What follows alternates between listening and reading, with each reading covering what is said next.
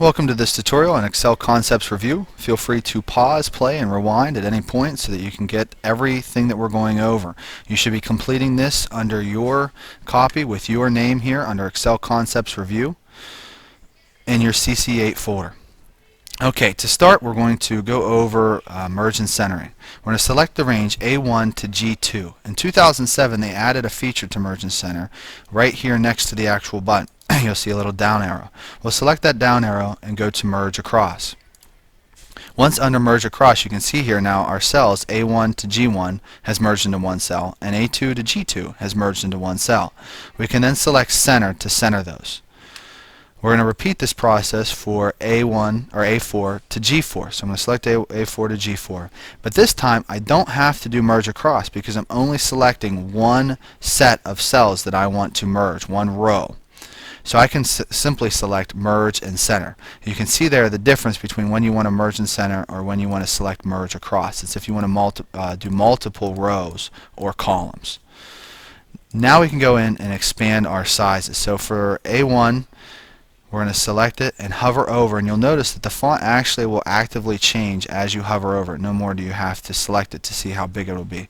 Let's change the A1 to 24. And we're going to select this subtitle and we're going to change it to, let's go with 18. Remember that a subtitle is important but still less important than the main title. So then we'll bold the main title and italicize the subtitle. And again, I'm up here on the home ribbon and under the font section. And again, referencing the ribbon at the top and the section that we're on. You can see here that our title again is bold. Remember that you can hit Control and B to bold and Control and I on your keyboard to italicize. Alright, select A4. We will also bold this and we're going to increase the size, and I want to show you these increase size and decrease font size buttons right here. So this one, if I just click, you'll notice that it's changing the font size. We can continue to bump that up or bump that down. It's just a quick way to bump up a size if you're in between which one you think will look the best. I'm going to select 16. And we'll move on to our main area here. What we have is information on 4 employees. The first employee here is Ashley, then Derek, Joe, and Lisa. We have information here that we recorded for them on hours that they've worked in the month of January for our business, whatever our business would be. We have here that they have week 2, week 3, and week 4, but we're missing the actual titles for those weeks. So we want to put those in so we have a whole month. To select those or to put those titles in, we're going to select our B5. Once under B5, we can use the fill handle to copy or fill in that information across C5, D5, and E5. But remember, the fill handle will recognize a pattern. It can see here week 1, and it will automatically realize, oh, you know what, I bet he wants week 2. So we'll select right here in the bottom right corner on the fill handle and drag that over to week 4, and you'll notice week 2, week 3, week 4, that information is put in there. So not only the fill handle help us out with formulas, but it'll also help us out with formatting our documents. Let's come over here and we'll look at 2 sections where we need a formula to figure out the total hours. We have our total hours worked and we have our totals down here. The total hours worked will be a combination of adding together Ashley's 38 hours in week 1, 31 hours in week 2, 35 hours in week 3, and 33 hours in week 4, all together to get her total hours worked in that week. We'll repeat that process for Derek, Joe, and Lisa. Down here it's a little different. This information that's going to be here is more for our business. We can see how many hours were worked in week 1, how many hours were worked in week 2, how many hours were worked in week 3 and week 4. This will give us an idea for the next month of how many hours we expect to have to staff for our business, whatever it is. So which one should we do? Should we do the total hours worked or the totals down here? I believe that we should do this one, and the reason is we'll be able to use a formula to calculate the total hours worked. We'll repeat that process for total earnings. Then we'll be able to figure out a formula here and use the fill handle to apply it all the way across, including these 2 cells over here, F10 and G10. It'll just make the process a little faster. So let's start here under F6. To put in the formula, we want to add all of these together. Another word for add is sum. So we're going to start our formula, and they all start with what? The equal sign. So we're going to select equals. Then we're going to type in sum. Remember, you don't have to capitalize it. Now notice here that you'll see all of these different sum formulas that are available. To tell ours that we want the regular sum formula, we're going to put in a parenthesis, and that's by holding the Shift and the 9 key. Once you have the parenthesis put in, we have to select the cells that we want to add together. You can see here number 1, number 2. It's asking us what do we want to select. So we can go over here and we can just click on B6 and highlight over to all of those hours that she worked for week 1, week 2, week 3, and week 4. Now technically you want to put in a parenthesis, but Excel will automatically add the closing parenthesis in for us, so we don't have to do that. So we can just hit enter. 137. That's how many hours she put in. Now notice, if you would ever have made a mistake and maybe only in week 1 she worked 28 hours, if we put in 28, you'll notice that the formula automatically changes. Because it's a formula, it automatically updates to the 127. So again, we did have 38 hours, so we're going to keep that as it is, and it'll go back up to 137 hours here. Now, we can take our formula and we can apply it to all of other cells using what? You're right, the fill handle. Okay, so in the bottom right hand corner, we'll select the fill handle and drag it down. Remember, it has to be from the white plus sign to the black plus sign. We click on that, we'll drag down. We want to go right to here and let go, and you can see here the hours are put in. Notice it doesn't just copy the 137 the whole way through. It actually updates and puts in the new formula for every single row. So the first one here, B7 to E7, not B6 to E6 anymore, because we went down a row. Excel automatically put that in using that fill handle tool. And as you go down, each one has been updated just like that. Okay, so now we're at total earnings. How do we figure out how much money Ashley made for this week of work? She worked 137 hours. We're missing a piece of information. We need how much money Ashley made. To begin this formula for total earnings for Ashley, we need to take her total hours worked here and multiply that by her hours that, or her rate per hour that she makes, her employee wage. So we're going to put in the formula. Again, all formulas start with equals. And we'll put in F6, which represents her 137 hours, and we're going to multiply that by her employee wage, $9.35 per hour.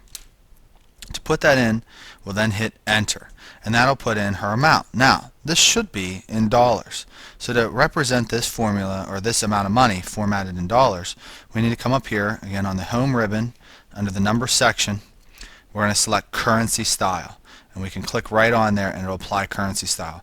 Notice it puts the dollar sign, puts the comma in, and also puts in a little bit of an indent there for the number. Now as we use the fill handle, we can apply this formula to each and every cell. This one would be equals F7 times B14, which is Derek's total hours times Derek's employee wage. By using the fill handle, it will automatically do that for each person. There are each of their wages. Remembering that it's not multiplying this cell times this cell for the other participants, it's multiplying their total hours worked by their employee wage. Okay, so now we're ready to put in our employees' totals here. So we want week 1, we want to add together all the total hours that they are going to work. This is important as business owners to know how many hours they work, not only in January for the following year, but maybe for the following month, to be able to check to say how many hours they needed to cover their business. To put in this formula, we'll select equals and we'll type in sum. Remember that the sum formulas are, there are several of them. So we need to put in the parenthesis to show it that we want to just simply add these numbers together. We'll select the numbers that we want to add together. So that would be the range B6 to B9. We will select enter and it'll put in our total hours. We have 104 total hours. So simply use the fill handle to apply this sum formula to each one of these cells. Remember, these ones represent hours worked. However, this number represents the total earnings and should be represented in what style? That's right, it's the currency style. So again, we'll come up here under the home ribbon, number section, we will select currency style.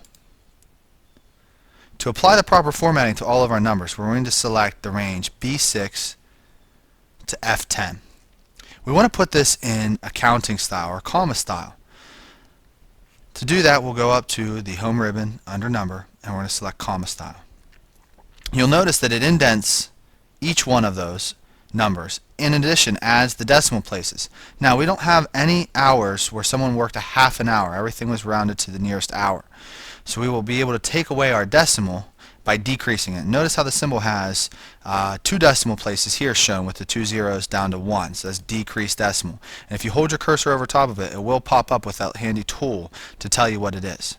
So now we have all of our numbers formatted. Now we don't see anything that's actually using a comma here, but it doesn't mean that you should not do this every single time and apply it into the comma style format. There's another issue with our numbers down here. Our employee wages aren't represented or formatted properly because they're not put in with currency style. So we'll come up again to our home ribbon under the number section and apply currency style. So now we're starting to get our general formatting down. We'll still see some more problems. As we go through, we can start to make the columns a little bigger or smaller depending on what information goes there. So let's start between column A and column B, and we're going to look at the column headings. That's this part up here at the top. Between the two, I'm going to double click. That's going to automatically adjust this column, column A, to be shorter or wider depending on the information that's in it. Now notice that when I did that, it made this column shorter. If you didn't see that, I'm going to undo so you can see it again. So right here between the A and B, I'm going to double click, and you'll see how it reduces the size of column A because all of the information will now fit that was written into column A in that column. Let's try the same thing between B and C, and this will adjust the B column. I double click here. Now this one expanded, and the reason it expanded is because the text employee wage was written into cell B12. Now this is a little wide, and you can see here how it kind of throws off our week 1. So we can make a change here to one of our cells to make it a little easier for this information to be represented or formatted in a good way. To do that, we're going to go in between employee and wage, and I'm going to double click. This time we have our cursor blinking inside the cell. This is going to allow us to put in a hard break inside this cell. You want to hold Alt onside the keyboard. It's on either side of your space bar. Hold in that Alt key, and while holding in Alt, hit the Enter key one time. You can then let go of both buttons, and as we click off of that cell, you'll notice here it splits that text. So now if we double click between the B and C, it'll condense that back, and now we have employee wage split, and it represents our data in a much easier and better format to look at. We're going to do the same thing, as you notice, over here at total hours worked. You can split it either between hours or worked, whichever one you think looks better. I'm going to go in front of hours. So I'm going to select, double click, and hold Alt and hit Enter and click off of it. And again, I can double click that, and now my columns are adjusted. And just as a precaution, I like to go through and double click each one to make sure that that column is suited for the size that it needs to be. All of these columns appear to be sized properly. Now I want to apply some more formatting to this worksheet before we continue. So I'm going to select the range B5 or A5 over to G5. I'm going to add bold, and I'm also going to add italics. Now you'll notice some issues here with our total hours worked, and then it changed the sizes. So I'm going to go through again. I'm going to double click just to expand. Now that the text is a little bit bigger because we bolded it, it's going to need just a little bit more space for it to be displayed. Now this cell, because it's in bold, is now a little, it has the total hours and worked all stacked inside. We don't want that to happen. We want it to be on 2 lines. So I'm going to expand that just a little bit to get it back on 2 lines. But the problem is there's still this space up here. To fix that, we're going to come between the 5 and the 6 and double click there to customize this formatting of that row. Now it's displayed the way we want it to be displayed. We're going to repeat this process over here for employee and employee wage. Selecting them, apply bold, apply italics, and then again, if you need to, expand the size and then double click between the two. You'll notice that we need to fix the space here that is in row 12. So again, we'll double click there, and that'll adjust the size.